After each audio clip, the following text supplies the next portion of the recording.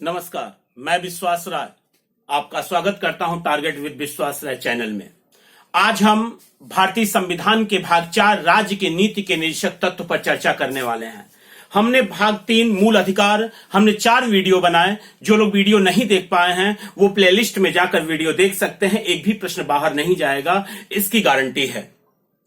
अगर हम राज्य के नीति के तत्व और भाग 3 के मूल अधिकार के बीच अगर डिफरेंट करना चाहें तो सबसे बढ़िया डिफरेंट तो यही होता कि मूल अधिकार वाद योग्य है, जबकि राज्य के नीति के निर्देशक वाद योग्य नहीं है। मूल अधिकार नकारात्मकता पेश करता है, जबकि राज्य के नीति से तत्व नकारात्मक नहीं सकारात्मकता प्रदर्शित करता है। वो राज्य की इच्छा पर निर्भर नहीं करता। मूल अधिकार तो देना ही होगा। यदि मूल अधिकार से राज्य वंचित करता है तो व्यक्ति अनुच्छेद 32 के तहत उच्चतम न्यायालय तथा अनुच्छेद 226 के तहत उच्च न्यायालय जाकर उपचार प्राप्त कर सकता है। लेकिन अगर राज्य के नीति के तत्व राज्य नहीं देना चाहता है तो आप न्यायालय नहीं जा सकते। इसीलिए कहते हैं कि भाग 4 अर्थात राज्य के नीति के निर्देशक तत्व वाद योग्य नहीं है। ये राज्य की इच्छा पर निर्भर करते हैं, वह चाहे तो दे और चाहे तो ना दे। आपने मूल अधिकार में देखा अनुच्छेद 12 जिसमें राज्य की परिभाषा तय की गई थी। उस समय मैंने स्पष्ट किया था कि अनुच्छेद 36 में भी राज्य की परिभाषा तय की जाएगी, लेकिन ये राज्य की परिभाषा जो भाग 4 के लिए है वो अनुच्छेद 12 से ही ली गई है। यानी जो परिभाषा आपकी अनुच्छेद 12 में मूल अधिकार के लिए राज्य की ली गई थी, वही परिभाषा सेम परिभाषा अनुच्छेद 36 में राज्य की परिभाषा के लिए दी गई है। यानी भाग 3 और भाग 4 के राज्य की परिभाषा एक ही है। भाग 3 की राज्य की परिभाषा अनुच्छेद 12 के तहत है, जबकि भाग 4 की परिभाषा अनुच्छेद 12 के तहत ही ली गई, लेकिन इसे अनुच्छेद 36 में दिया गया। तो आपका एक प्रश्न तैयार हो गया। ये जो 36 यानी आप कहें तो राज्य के नीति के तत्व बच्चों अनुच्छेद 36 से अनुच्छेद 51 तक है। अनुच्छेद 36 से अनुच्छेद 51 तक राज्य के नीति के निर्देशक तत्व लिए गए हैं। ये जो हम आप पढ़ रहे हैं 36, 38, 39 और ये आर्थिक न्याय संबंधी निदेशक तत्व कहलाते हैं। आर्थिक न्याय संबंधी क्वेश्चन पूछता है, यूपीएससी में क्वेश्चन पूछा गया निम्नलिखित में से कौन से अनुच्छेद आर्थिक न्याय संबंधी निदेशक तत्व हैं। तो आपके सामने बच्चों दिया गया है 36, 38 और 39। ये तीन 36 में तो राज्य की परिभाषा है और अनुच्छेद 38 और अनुच्छेद 39 आर्थिक न्याय संबंधी निदेशक तत्व कहलाते हैं। आर्थिक न्याय संबंधी निदेशक तत्व कहलाते हैं। अगर हम देखें तो अनुच्छेद 38 कहता है सामाजिक, आर्थिक व राजनैतिक न्याय। तो न्याय कितना, तो सामाजिक आपने उद्देशिका में भी पढ़ा था, प्रेम्बल में भी हमने बताया था, एक अलग से वीडियो हमने डाला, प्लेलिस्ट में आप देख सकते हैं कि न्याय कितने प्रकार का। तो आपने कहा था सामाजिक, आर्थिक और राजनैतिक। अनुच्छेद 38 कहता। अनुच्छेद 39 में बहुत ही महत्वपूर्ण 5 अनुच्छेद है बच्चों जो लगातार क्वेश्चन पूछ रहा है। अनुच्छेद 39 क, 39 ख, 39 ग, 39 घ और 39 च। 39 ए, बी, सी, डी और एफ। अगर इंग्लिश में कहें तो ए, बी, सी, डी और एफ। तो 39 ए में कह रहा है कि राज्य प्रत्येक स्त्री और पुरुष को समान रूप से जीविका के साधन उपलब्ध कराने का प्रयत्न करेगा। 39 बी कहता है यानी ख कहता है राज्य देश के भौतिक साधनों के स्वामित्व और नियंत्रण की ऐसी व्यवस्था करेगा कि अधिक से अधिक सार्वजनिक हित हो सके। 39 सी कहता है संपत्ति और उत्पादन के साधनों का केंद्रीकरण ना हो, यानी जमावट ना किया जाए, यानी जमाखोरी ना हो। यह राज्य का कर्तव्य है कि वो इसे रोके। और 39 डी कहता है कि बहुत ही महत्वपूर्ण है बच्चों, याद रखिएगा, बहुत ही महत्वपूर्ण है एग्जामिनेशन के दृष्टिकोण से कि समान कार्य के लिए समान वेतन, चाहे वो स्त्री हो और चाहे वो पुरुष हो। यदि कार्य समान होंगे तो वेतन भी समान होंगे। लेकिन मैं पुनः आपसे कहूंगा कि चूंकि ये राज्य के नीति के तत्व में है, ये राज्य की इच्छा पर निर्भर करता है, चाहे तो वो दे और चाहे तो वो ना दे। और 39F यानी 39 कहता है बच्चों तथा युवकों की शोषण से तथा भौतिक या नैतिक परित्याग से रक्षा की जाएगी। शोषण से भी रक्षा की जाएगी और भौतिक या नैतिक परित्याग से भी रक्षा की जाएगी। और आपको मैं बताते चलूं कि ये जो 39F है यानी 39 है, ये 42वां संविधान संशोधन 1976 द्वारा जोड़ा गया। 42वां संविधान संशोधन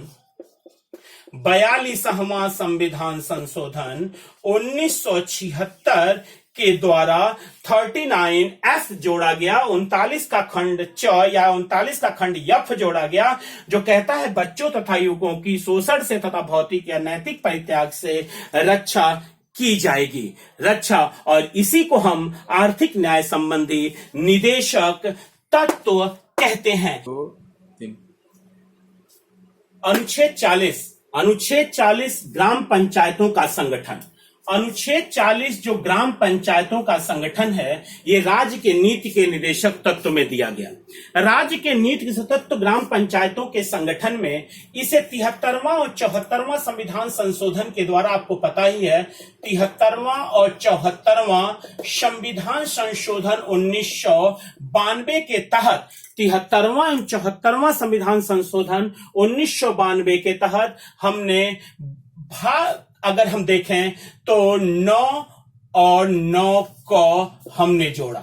9 और 9 को जोड़ा। 9 जो है वो ग्राम पंचायत से है और जो 9 क है वो नगर पालिका परिषद से है। और हमने 11वीं और 12वीं अनुसूची भी जोड़ी, जो 11वीं अनुसूची ग्राम पंचायत से है और 12वीं अनुसूची शहरी स्वशासन जिसे आप नगर पालिका परिषद से संबंधित है। अनुच्छेद 41 कुछ दशाओं में काम, शिक्षा तथा लोक सहायता प्राप्त करने का अधिकार। बच्चों यहां से भी क्वेश्चन पूछता है, यहीं से मनरेगा कार्यक्रम यहीं से जस्टिफाई होता है। यानी मनरेगा कार्यक्रम अनुच्छेद 41 के तहत ही आता है, जिसे 2 फरवरी 2006, आपको याद होगा कि 2 फरवरी 2006 को नरेगा के नाम से इसे लॉन्च किया गया और 2 अक्टूबर 2009 को इसका नाम नरेगा से बदलकर मनरेगा कर दिया गया। यानी national rural employment guarantee act से Mahatma Gandhi national rural employment act की तरफ हम ले गए। यानी 2 फरवरी 2006 को नरेगा कार्यक्रम आया, उसी नाम को 2 अक्टूबर 2009 को हमने मनरेगा कर दिया। यानी अनुच्छेद 42 कहता है काम की न्याय संगत तथा मानवोचित दशाओं का तथा प्रसूति सहायता का उपबंध करता है। अनुच्छेद 43 बहुत ही महत्वपूर्ण है। अनुच्छेद 43 यदि देखें बच्चों तो बहुत ही महत्वपूर्ण है अनुच्छेद 43, क्योंकि यहां से क्वेश्चन आता है कर्मकारों के लिए निर्वहन मजदूरी एवं कुटीर उद्योग को प्रोत्साहन। क्वेश्चन 2019 यूपी पीसीएस में यहां से क्वेश्चन आया था कि अनुच्छेद 43 को से आया था कि प्रबंधन में कर्मकारों की भागीदारी किस अनुच्छेद के तहत आती है राज्य के नीति तत्व में। तो अनुच्छेद 43 का 43A यानी अनुच्छेद 43 का खंड क के तहत प्रबंधन में कर्मकारों की भागीदारी की व्यवस्था की गई है। और अनुच्छेद 43 क जो है, अनुच्छेद 43 का जो है वो 42वां संविधान संशोधन 42वां संविधान संशोधन 1976 के द्वारा जोड़ा गया है अनुच्छेद 43 को। यानी अनुच्छेद 43 को प्रबंधन में कर्मकारों की भागीदारी 42 अमेंडमेंट एक्ट 1976 में जोड़ा गया। अनुच्छेद 43 ख बहुत ही महत्वपूर्ण क्वेश्चन, सहकारी समितियों का स्वैच्छिक गठन। ये जो अनुच्छेद है बच्चों, अनुच्छेद 43 ख जो है, 43 का खंड बी या 43 का खंड ख, ये 97वां संविधान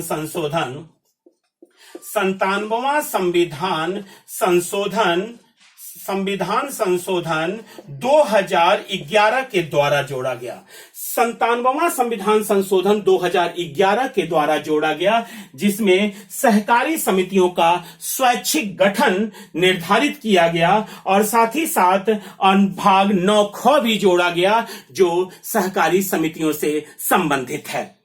अनुच्छेद 44 अनुच्छेद 44 जो कहता है समान नागरिक संहिता, यानी समान नागरिक संहिता, यूनिफॉर्म सिविल कोड। और ये समान सिविल संहिता, आज देख रहे हैं कि ये टॉपिक बड़ा ही रिलेवेंट है और लगातार बहस चलती है कि क्या भारत में समान सिविल संहिता लागू होनी चाहिए। पक्ष और विपक्ष दोनों हावी हो जाते हैं। चूंकि ये राज्य का विषय है, राज्य चाहे तो ये राज्य के निषेध तत्व के अनुच्छेद 36, अनुच्छेद 51 के अनुच्छेदों को ये राज्य की इच्छा पर छोड़ा गया है, चाहे वो उसे लागू करे चाहे उसे ना लागू करे। गोवा ऐसा प्रथम राज्य, एकमात्र ऐसा राज्य है जहां पर राज्य के नीति के निर्देशक तत्व लागू हैं, यानी यूं कहें कि अनुच्छेद 44 लागू है और ये राज्य है आपका गोवा। अगर आपसे पूछता है कि समान सिविल संहिता किस राज्य में लागू है, तो आप कहेंगे समान सिविल संहिता गोवा में लागू है। अनुच्छेद 44 के तहत यूनिफॉर्म सिविल कोड आता है, यूनिफॉर्म सिविल कोड आता है।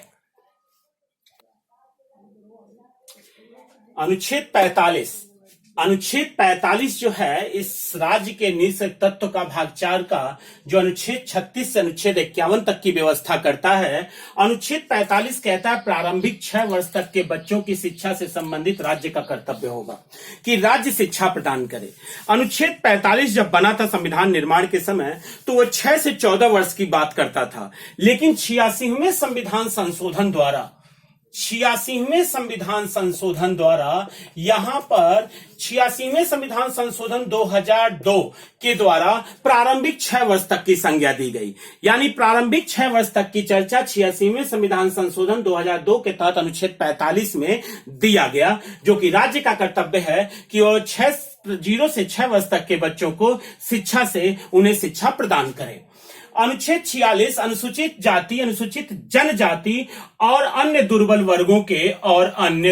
वर्गों के शिक्षा एवं अर्थ संबंधी हितों की अभिवृद्धि। आप बच्चों बार बार देखते हैं कि अन्य सरकारें आती हैं, अलग अलग सरकारें आती हैं, अलग अलग स्कीम लाती हैं लोगों के लिए, विधवा पेंशन योजना, वृद्धा पेंशन योजना, बच्चियों के लिए, विवाह के लिए, कक्षा 12 पास होने पर शिक्षा से संबंधित योजना। ये अनुच्छेद 46 के तहत ही राज्य का कर्तव्य बोध कराया जाता है और ये राज्य की इच्छा पर निर्भर करता है, चाहे तो दे चाहे तो ना दे। और अनुच्छेद 47 पोषाहार स्तर, जीवन स्तर को ऊंचा करने तथा लोक स्वास्थ्य का सुधार करने का राज्य का कर्तव्य।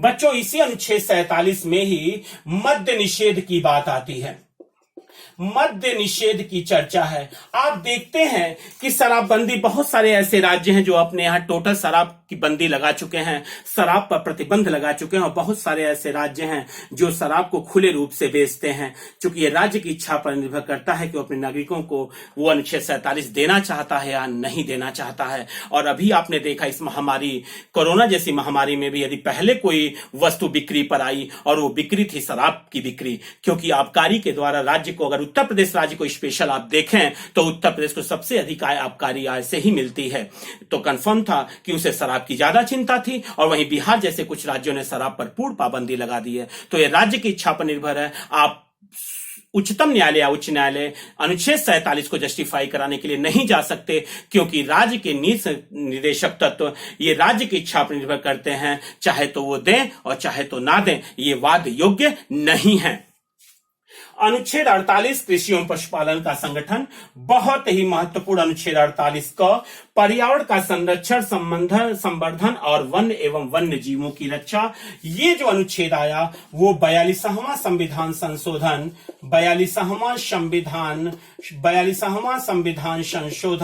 1976 में अनुच्छेद 48 को जोड़ा गया।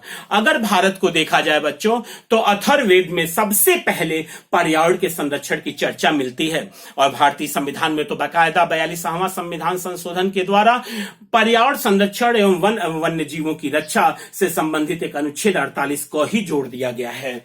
अनुच्छेद 49 राष्ट्रीय महत्व के स्मारकों, स्थानों और वस्तुओं का संरक्षण। अनुच्छेद 50 कार्यपालिका एवं न्यायपालिका का पृथक्करण।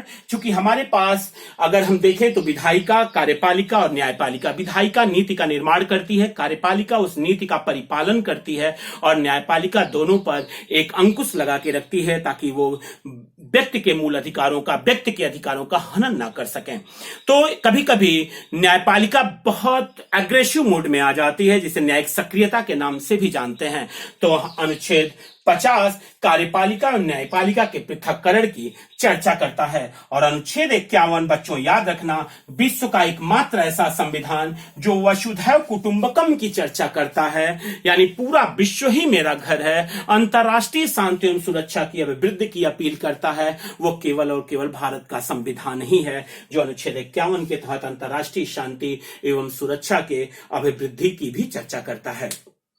तो भाग 4 राज्य के नीति के निर्देशक तत्व हैं, जहां अनुच्छेद 36 से अनुच्छेद 51 तक की चर्चा की गई है। अनुच्छेद 36 से अनुच्छेद 51 तक की चर्चा की गई है, और 2 अनुच्छेद ऐसे हैं जो इस अनुच्छेद 36 अनुच्छेद 51 के बाहर हैं, फिर भी उन्हें राज्य के नीति के निर्देशक तत्व में रखते हैं बच्चों। वो अनुच्छेद है अनुच्छेद 350 क और अनुच्छेद 351। अनुच्छेद 350 को कहता है कि प्रत्येक बच्चे को उसकी शिक्षा मातृभाषा में दी जानी चाहिए। प्रत्येक बच्चे को उसकी प्राथमिक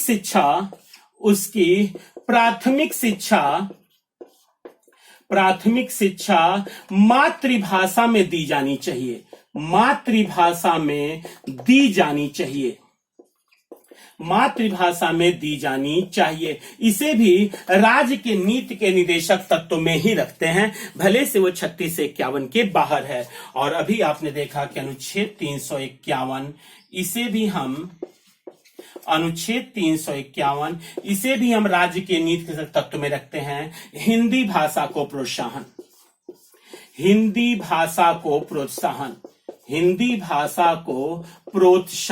और आप जानते हैं बच्चों, ये दोनों अनुच्छेद राज्य की इच्छा पर निर्भर करते हैं, चाहे तो दें और चाहे तो ना दें। इसीलिए इन दोनों अनुच्छेदों को भी हम राज्य की नीति के निदेशक तत्व में ही रखते हैं।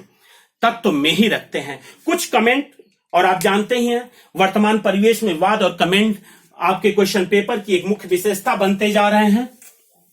तो अगर हम इस राज्य के नीति के तत्व को देखें तो पहला कमेंट बाबा साहब डॉक्टर भीमराव अंबेडकर का ले सकते हैं कि यह भारतीय संविधान की अनोखी विशेषता है। यानी राज्य के नीति के निदेशक तत्व, राज्य के नीति के निदेशक तत्व, राज्य के नीति निदेशक तत्व भारतीय संविधान की अनोखी विशेषता। भारतीय संविधान की अनोखी विशेषता पूछेगा आपसे, अनोखी विशेषता किसने कहा? तो अनोखी विशेषता किसने कहा? तो आप स्पष्ट कहेंगे कि अनोखी विशेषता बाबा साहब डॉक्टर भीमराव अंबेडकर ने कहा। इसका आंसर होगा भीमराव अंबेडकर। यानी अगर आपसे क्वेश्चन पूछता है कि राज्य के नीति तत्व को संविधान की अनोखी विशेषता किसने कहा है निम्न में से, तो आपका आंसर होगा डॉक्टर भीमराव अंबेडकर ने कहा है। और एक चीज और, राज्य के नीति के निदेशक तत्व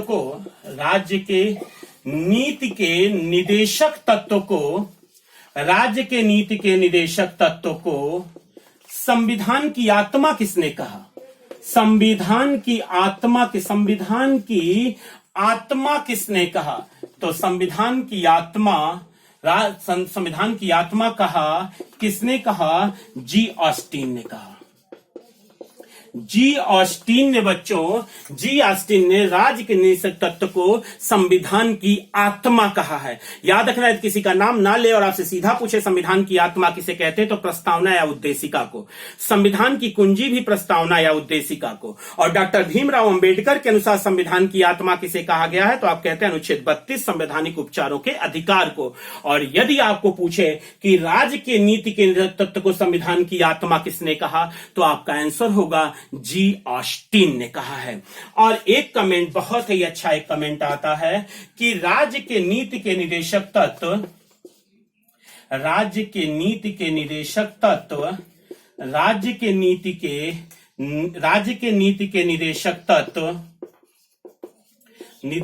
तत्व एक ऐसा चेक है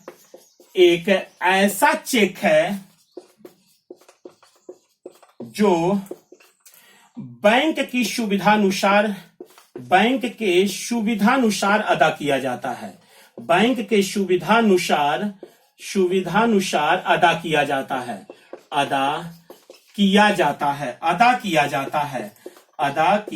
है। तो आपका आंसर होगा केटी शाह। बैंक के सुविधानुसार यानी वो राज्य की इच्छा पर निर्भर करता है। वो यही कहना चाहते हैं कि अगर राज्य के पास धन है तो ऐसे टर्म को वो ले लेती है, अगर राज्य के पास ऐसा प्लेटफॉर्म नहीं है, इंफ्रास्ट्रक्चर नहीं है, तो वो अनुच्छेद 36 अनुच्छेद 51 के अनुच्छेदों को ग्रहण करने से परहेज करती है। तो यानी राज्य के नीति के तत्व एक ऐसा चेक है जो बैंक के सुविधानुसार अदा किया जाता है। आंसर है केटी शाह ने कहा है। और एक लास्ट कमेंट आप लेंगे बच्चों, उस लास्ट कमेंट में आप कह सकते हैं कि राज्य के नीति के तत्व जो है वो संविधान की भावना की सर्वश्रेष्ठ कूड़ेदान की संज्ञा, संविधान के भावना की सर्वश्रेष्ठ कूड़ेदान की संज्ञा, संविधान के भावना की सर्वश्रेष्ठ कूड़ेदान की संज्ञा किसने दी है? तो बच्चों याद रखिएगा, ये जो दी है वो टी कृष्णामाचारी ने दी है। टी कृष्णामाचारी। यानी पुनः एक बार मैं इसे चारों कमेंट को लूंगा, बहुत ही महत्वपूर्ण कमेंट है और एग्जामिनेशन हॉल में आने वाले कमेंट है कि राज्य के नीति तत्व भारतीय संविधान की अनोखी विशेषता किसने कहा? डॉक्टर भीमराव अंबेडकर ने कहा है। राज्य के नीति तत्व को संविधान की आत्मा किसने कहा है? जी ऑस्टिन ने कहा है। राज्य के नीति के तत्व एक ऐसा चेक है जो बैंक के सुविधानुसार अदा किया जाता है, केटी शाह ने कहा है। और संविधान के भावना की सर्वश्रेष्ठ कूड़ेदान की संज्ञा राज्य के तत्व को टी कृष्णामाचारी ने दी है। इस प्रकार से आपका भाग 4 समाप्त होता है, जो राज्य के नीति के तत्व था। अनुच्छेद 36 से अनुच्छेद 51 तक की व्यवस्था थी। 42वां संविधान संशोधन 1976 के तहत भाग 4 को भी आपका जोड़ा गया, जो कि मूल कर्तव्य थे। 10 मूल कर्तव्य जोड़े गए और 86वां संविधान संशोधन 2002 के तहत 11वां मूल कर्तव्य आ गया। तो अगला वीडियो हमारा मूल कर्तव्य पे आएगा, जो हम आपको 11वां मूल कर्तव्य क्लियर करेंगे। तब तक के लिए बहुत बहुत धन्यवाद। जय हिंद।